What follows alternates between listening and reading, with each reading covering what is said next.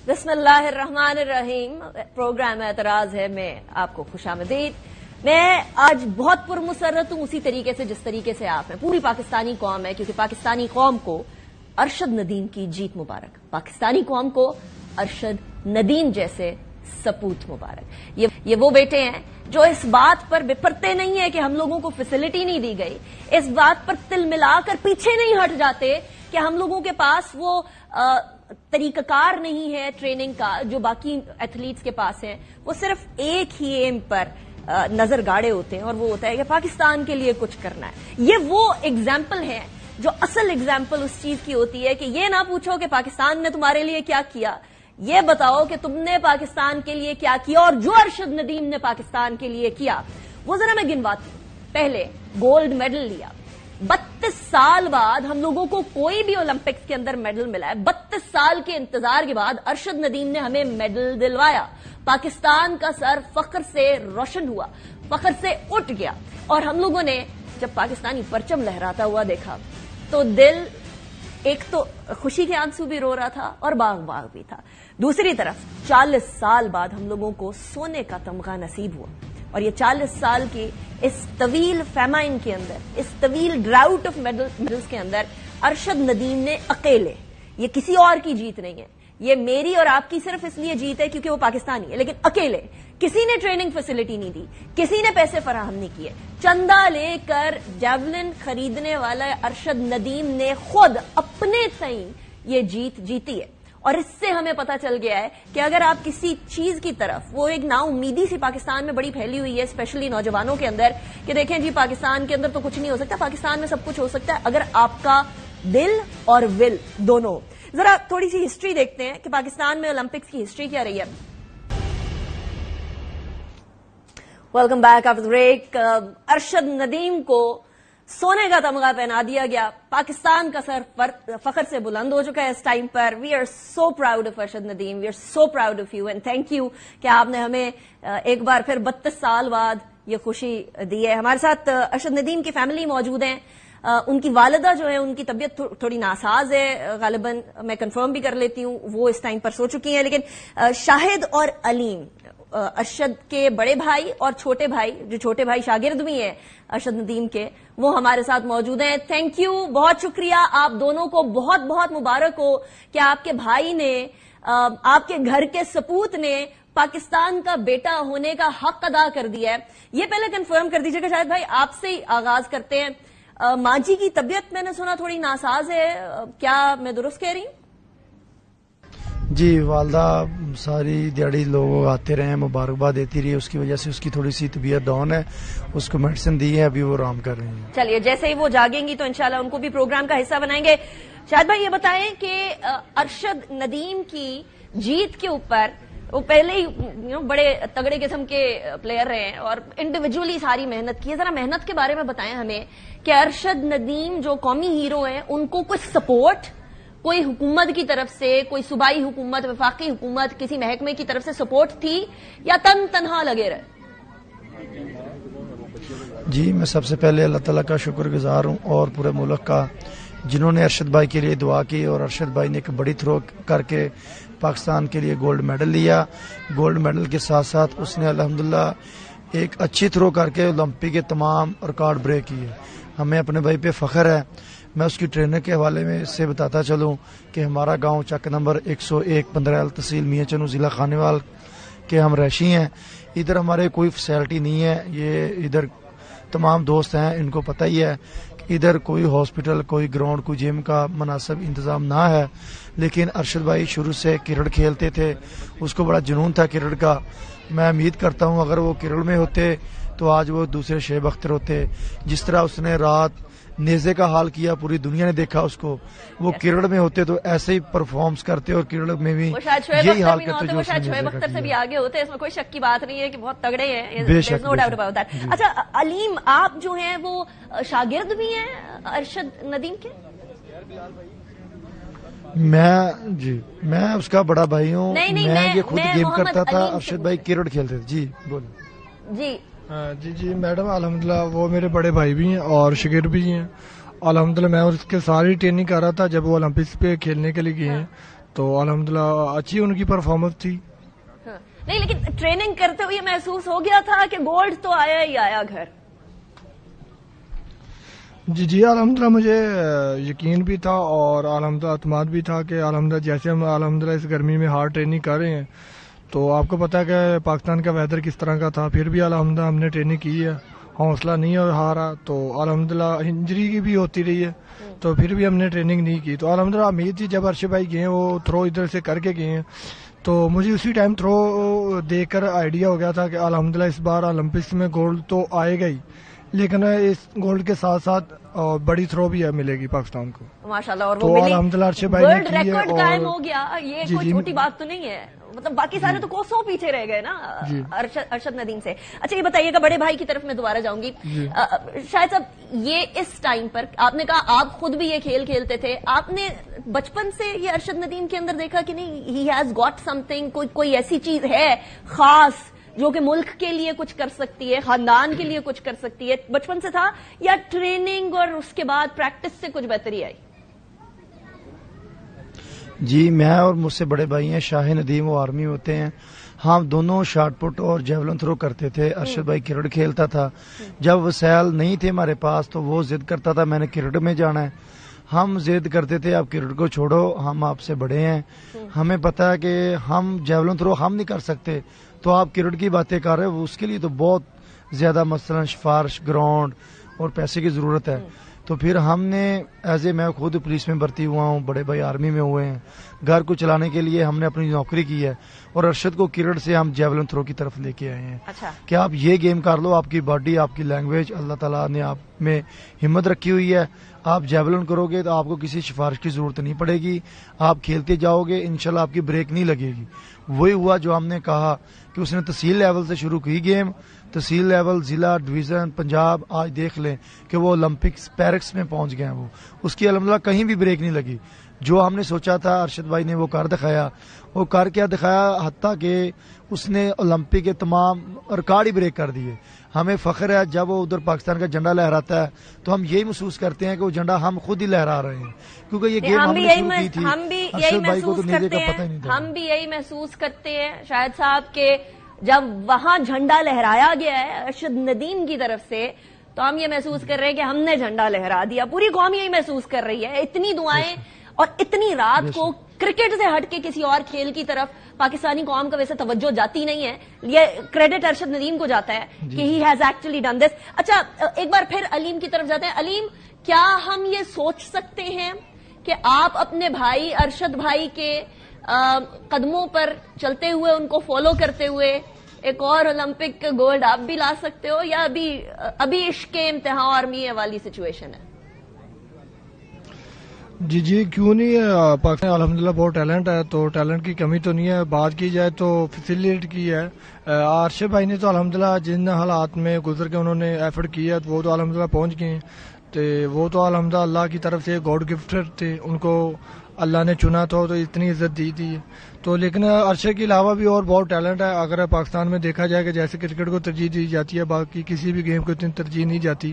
اگر میں کہتا ہوں کہ اگر کرکٹ کے علاوہ اگر آپ دوسری گیموں کو پروموٹ کیا جائے تو انشاءاللہ میڈل آپ کے آ سکتے ہیں. تو الحمدللہ مجھے یقین ہے کہ اگر میں ارشد بھائی کے ساتھ جیسے اٹیچمنٹ ہوں, مجھے کیمپ وغیرہ ملے, ادھر ہمارے کوئی گراؤنڈ ہو تاکہ بندہ اپنے گاؤں میں آتا ہے, ادھر بھی آ کے اپنی ٹریننگ کرے, جم ہو, تو الحمدللہ میں یقین کے ساتھ کہہ سکتا ہوں کہ الحمدللہ میں بھی اولمپکس میں جا کے میڈل کر سکتا ہوں. ابھی تو آپ کے بھائی کے نام پر ایک سپورٹس کمپلیکس بنانے کا اناؤنس کیا نا سی ایم پنجاب نے.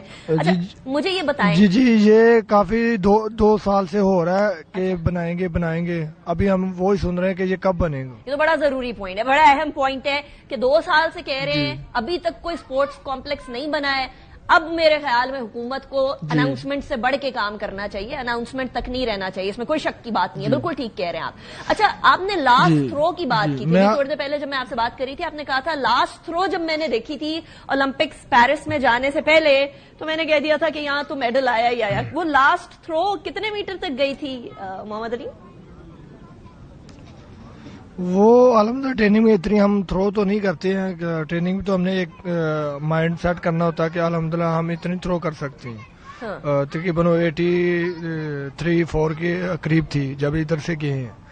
تو الحمدللہ مجھے تب بھی ہوپ ہو گیا تو کہ تب اس لیے ہوپ ہوا تھا کہ ارشد بھائی نے الحمدللہ ٹریننگ میں فرسٹ ٹائم اتنی تھرو کی تھی اور انہیں بھی فیل ہو رہا تھا کہ الحمدللہ میں اللہ مجھے صحت تندرستی دیتا ہوں کہ الحمدللہ میں اولمپکس میں انشاءاللہ اچھی پرفارم کروں گا. تو الحمدللہ انہوں نے کیا ہے اور مجھے بہت فخر ہے.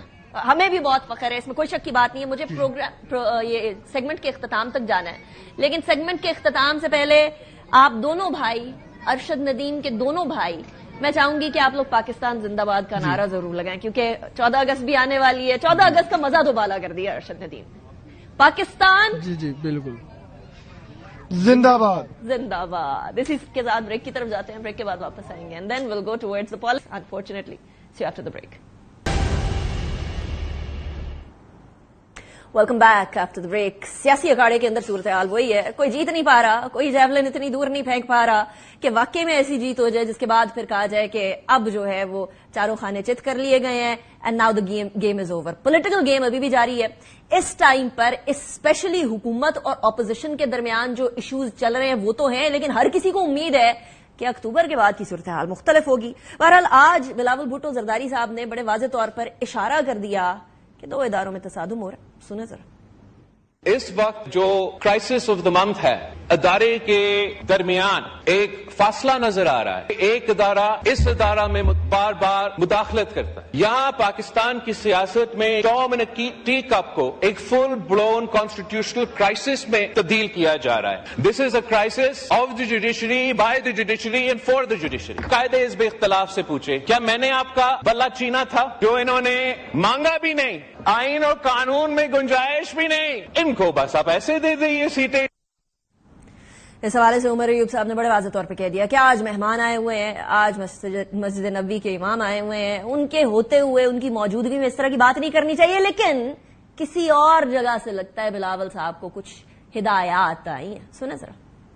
حیثیت کے لیڈر آف دی اپوزیشن میرے پاس بہت بات ہے, مہنگائی سے, رول آف لا کے بارے سے, وزیر اعظم عمران خان کی ان لافل اریسٹ کے حوالے سے, ساری چیزوں کے بارے میں آج میں بات کرنا چاہ رہا تھا. پر ہمارے اسٹیم گیسٹ ہیں, شیخ ڈاکٹر صالح محمد صاحب آئے ہوئے ہیں, مالکی صاحب آئے ہوئے ہیں. We want to honour them. یہ ہماری سیاست ہوتی رہے گی. بلاول بھٹو زرداری باوجود اس کے کہ وہ فارن منسٹر رہ چکا ہے, اس نے جو لمبی تمہید باندھی ہے, میرا خیال ہے کسی پریڈ گراؤنڈ میں اسے کوئی انسٹرکشن آئی ہوگی, آ کے اس نے یہاں پہ تقریر جھاڑ دی ہے.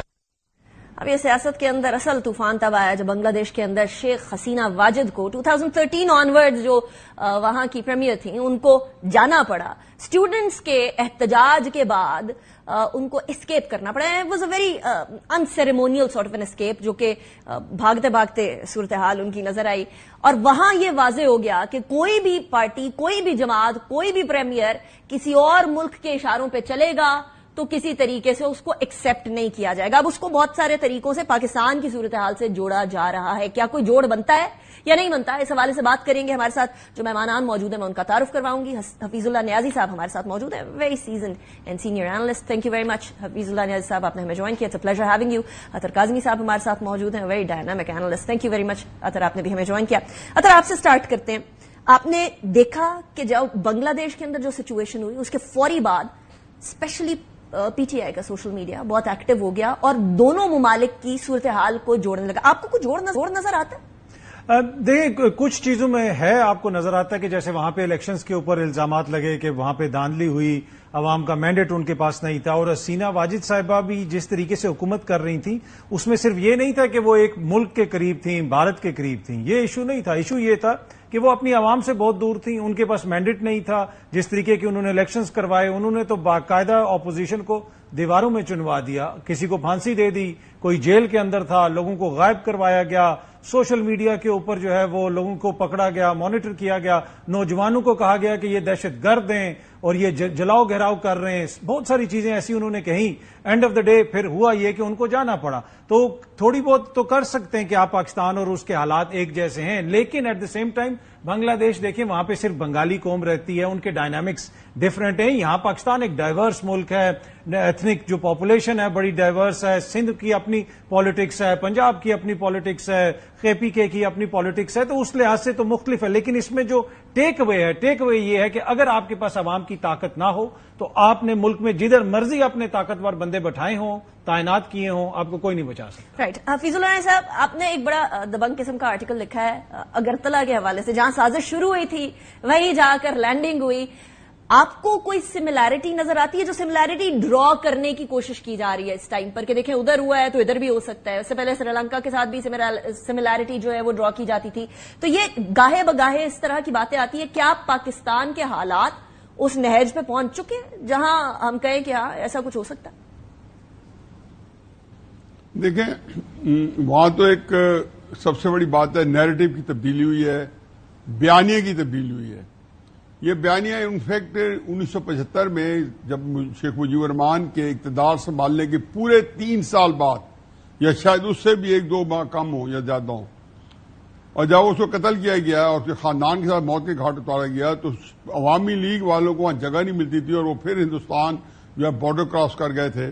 اور اگرتلہ ان کی بڑی اچھی جگہ ماج گاہ ہے، اور کچھ کلکتہ چلے گئے، تو سارے لوگ انڈیا میں جا کے پناہ لی تھی انہوں نے. اور پھر انڈیا کو بڑی تگ و دو کے بعد 20-25 سال بعد دوبارہ واگزار کرایا، اور حسینہ واجد صاحب جب آئیں تب ان کو یہ کام چلا. مت بھولیں کہ جب جو مجیب کے قتل کے بعد جنرل ضیاء الرحمان ہو یا جنرل ارشاد ہو، یہاں پہ پاکستان میں آ کے جنرل ضیاء الحق کے ساتھ گولف کھیلتے رہے ہیں، اور پاکستان کے اندر فیل ایٹ ہوم تھا ساروں کا. اچھا، یہ وہ اس لیے تھا کہ بیانیہ چینج ہوا تھا.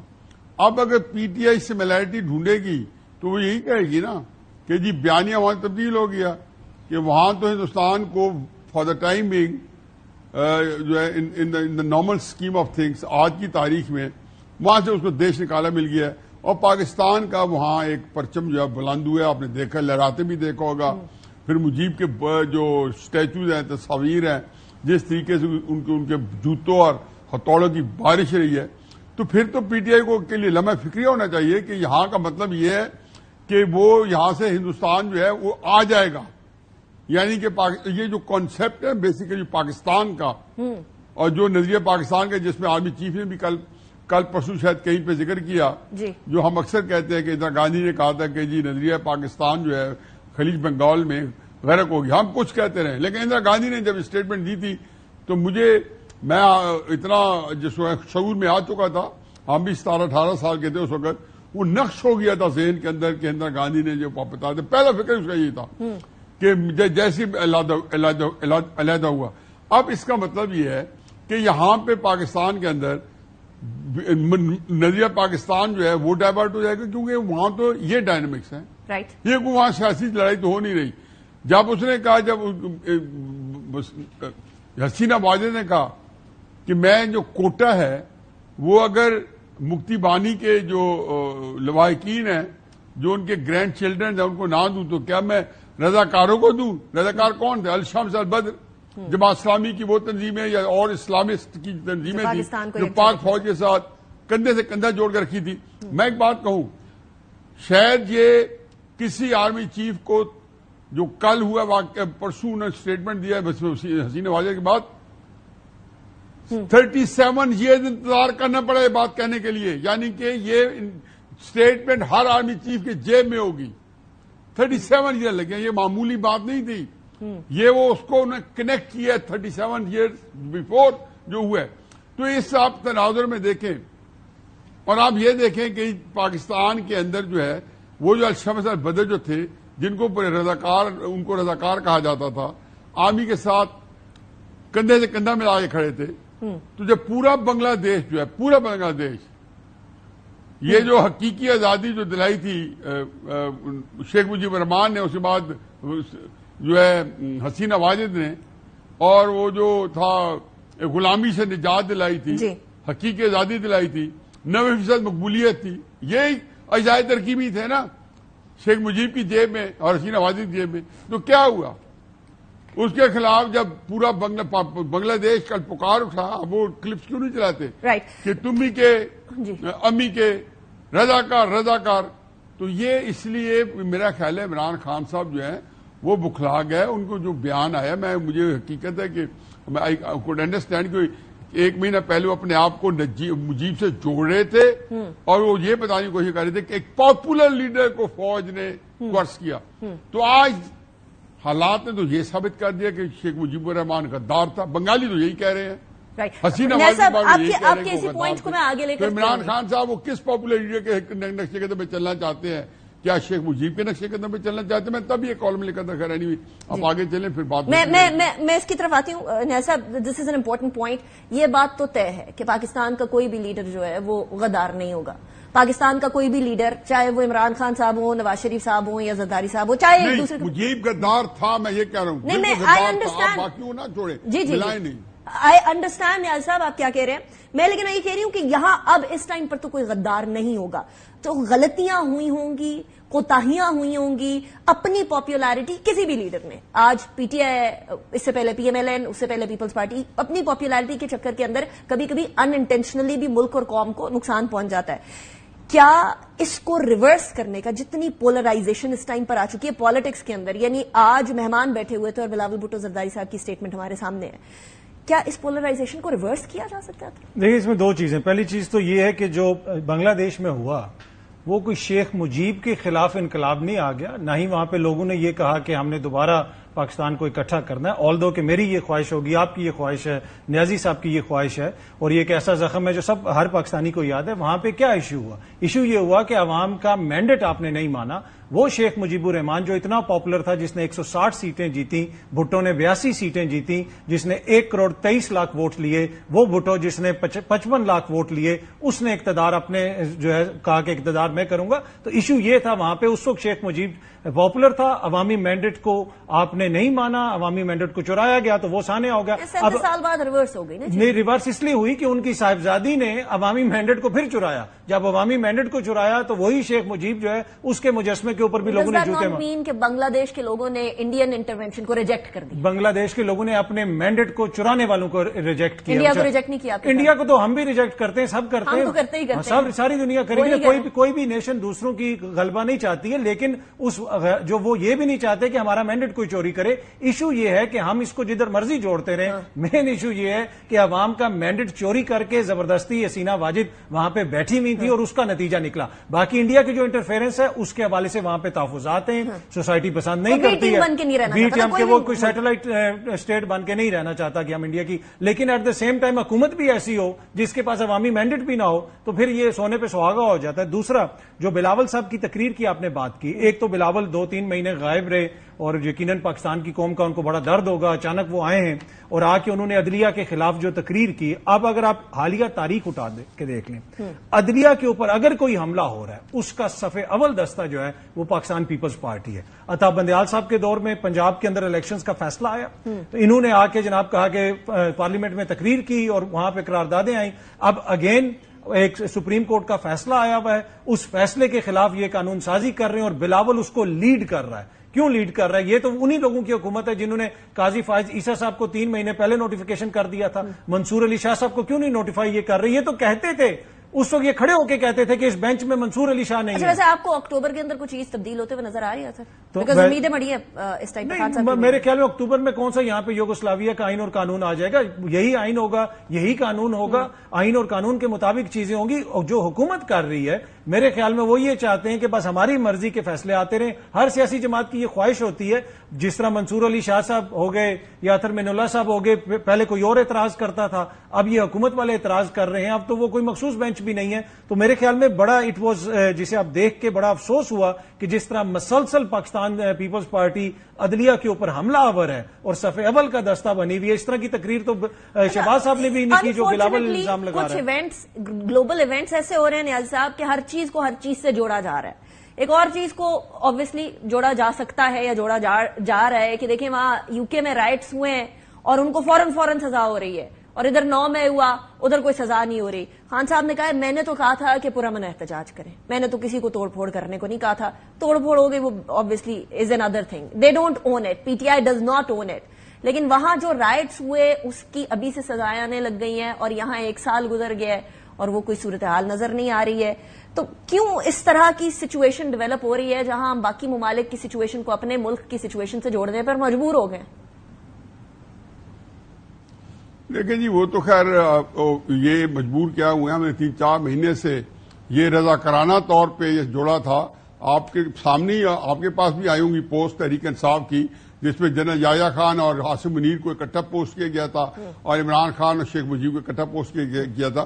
لیکن میں تھوڑی سا کریکشن کر دوں. دیکھو یہ میرا جو پیارا بیٹا بیٹھا ہے اطہر کاظمی, یہ مجھے بہت اچھا لگتا ہے اور مجھے اس کی سب سے اچھی خوبی لگتی ہے کہ یہ فیکٹس پہ کبھی جو ہے کمپرومائز نہیں کرتا, چاہے اس کے خلاف بھی جا رہے ہو. ڈیفینیٹلی ان کے پاس میرا خیال ہے مشرقی پاکستان کے بارے میں ہمارے ہاں لوگوں کو اتنی دلچسپی نہیں ہے یا بنگلہ دیش کے بارے میں سطحی علم ہے. پہلی تو بات یہ کر لیں کہ شیخ مجیب الرحمان 1972 میں پاکستان سے رہا ہوتے ہیں اور پتہ نہیں جا کے وہ لندن سے ہوتے ہوئے جب مشرقی پاکستان پہنچتے ہیں, وہ مجھے یاد نہیں پڑتا مارچ اپریل کا مہینہ یا کیا, اور 15 اگست 1975 میں بڑے بہیمانہ قتل ہو جاتے ہیں. یہ امپورٹنٹ نہیں ہے. امپورٹنٹ یہ ہے کہ اس کے قتل کے بعد شیخ مجیب الرحمان کا جو نیریٹو تھا وہ بنگالیوں نے جشن منا کے اور کس طریقے سے کیا, اس کے میں تھوڑا سا اسپیکٹ بتاؤں. 15 اگست جو ہے جس دن الگ صبح شیخ مجیب الرحمان قتل ہوتے ہیں تو اندرا گاندھی جو ہے وہ اس وقت ملٹری پریڈ کی اپنی وہاں پہ اس کا معائنہ کر رہی ہے کہ بھارت کا یوم آزادی کے دن تھا. جیسی وہ آتی ہے تو ان کے جو کرنل اوبان سنگھ ہیں جو کہ جنرل اوبان سنگھ ہیں جو کہ مشرقی پاکستان کا بہت بڑا رول تھا 4-5 سال پہلے, وہ ان کے کان میں آرمی چیف تھے, ان کان میں کہتے ہیں کہ مجیب مرڈر ہو گیا ہے اور آپ جو ہے تو انہوں نے بنگلہ دیش کے اندر انقلاب آ گیا ہے اور بھارت کے خلاف ایک پورا جو ہے ایک سلاب امڈا ہوا ہے. اب آپ کو دیکھیں گے, اور یہ جو بات ہے میں کسی کتاب کی کوٹ کر رہا ہوں جو کہ یہ ساری کی ساری اس میں جو ہے نا لکھی ہے, تو یہ ان کے جو ہے نہیں سوری قومی سلامتی کے مشیر کے ایل جاہ نے ان کے کان میں کہا جو اس وقت کے تھے. خیر اندرا گاندھی فوراً ابنڈن کر کے پریڈ آتی ہے, ساری ہائی فائی میٹنگ آ جائے, ساری مسلح افواج کے سربراہ جاتے ہیں اور جتنی امپورٹنٹ پولیٹیشین ہے تو کہتی ہے کہ اب بھی بنگلہ دیش پہ اٹیک کر دو. وہاں پہ پھر جنرل اوبان سنگھ ان کو روکتے ہیں, وہ کہتے ہیں بی بی میں جانتا ہوں مکتی بانی میری تیار کی ہوئی ہے, یہ آپ نے ان کی میں نسل سے جانتا ہوں اور یہی لوگ جو ہیں انہی نے جا کے مجیب کو قتل کیا. اسی کے اپنے میجر جو کہ پاکستانی جو ہے جو شاید پی ایم اے کاکول کے فارغ و تحصیل ہو, پھر مکتی بانی جوائن کی ہو. اب اس کے بعد مجھے بتائیں کہ تو وہ اتنا غصے میں تھی تو اس نے کہا وہاں پہ مکہ مار کے جو کہتی تھی میں نے وہ نظریہ پاکستان وہ کیا ڈبو دیا بحیرہ خلیج بنگال میں, اور جس کا ہمارے آرمی چیف نے کل ذکر کیا. مکہ مار کہتی ہے کہ میری زندگی کی سب سے بڑی غلطی بنگلہ دیش بنانا تھا.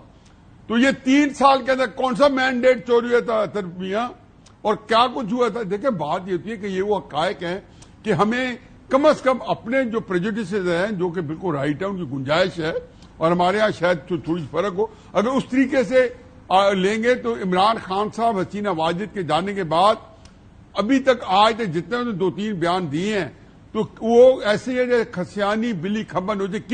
کیونکہ وہ 3 مہینے پہلے چیز کو پکڑ بیٹھے تھے. میرا یا اطہر کا مسئلہ نہیں ہے, عمران کی بات کریں, عمران خان صاحب کی جو لے کے آ رہے تھے. تو اس لیے یہ ذہن میں رکھے کہ 1972 کے اندر جو ہے شیخ مجیب الرحمان کا مینڈیٹ کا مسئلہ نہیں تھا, اس نے حقیقی آزادی دلائی تھی, ایبسولوٹلی ناٹ کہہ کے. اس نے غلامی سے نجات دلائی تھی, حقیقی آزادی دی تھی 90% مقبولیت کے ساتھ. یہ سارے لیکن قوموں کے اندر ایک جو ڈگنیٹی ہوتی ہے بنگالیوں کو صرف یہ تھا کہ اس نے ہمیں آ کے انڈیا کے آگے جو ہے جھکا کے رکھ دیا. یہ ساری چیزیں جو ہے اگر عمران نہیں جھکائے گا تو اس کو یہ چیزیں نہیں فیس کرنی پڑے گی. اصل تو بحث یہ ہو رہی ہے, حسینہ واجد گئی ہے, اس کے اوپر خلاف جو نکلی ہے اس پہ بھی یہ الزام ہے اور کیا الزام ہے کہ انڈیا کے اپنا میڈیا کہہ رہا ہے کہ جب ہمارے خلاف نفرت مزید بڑھے گی کہ وہ پہلے ہی کہہ رہے ہیں کہ انڈیا نے ایک پلانٹ کی ہوئی تھی اور انڈیا کا ایک مہرا تھی وہاں. رائٹ.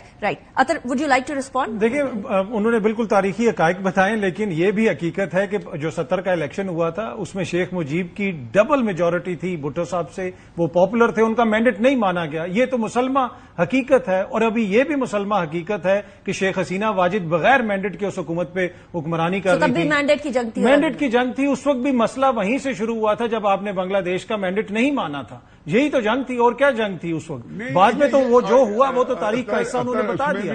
جی نیاز صاحب, کیا شیخ مجیب الرحمان کو 1 کروڑ 50 لاکھ ووٹ نہیں پڑا تھا؟ کیا بھٹو کو 82 لاکھ ووٹ نہیں پڑا تھا؟ میں اس کو اطہر آپ جو بات کر رہے ہیں میں اس کو فلی انڈورس کرتا ہوں کہ جو ہمارے ہاں ہماری اسٹیبلشمنٹ کے جو کرتوت تھے یا جو یحییٰ خان کا جو رول تھا وہ اتنا گندا بھیانک تھا، اس لیے یحییٰ خان کا نام پاکستان میں کوئی عزت سے نہیں لیتا.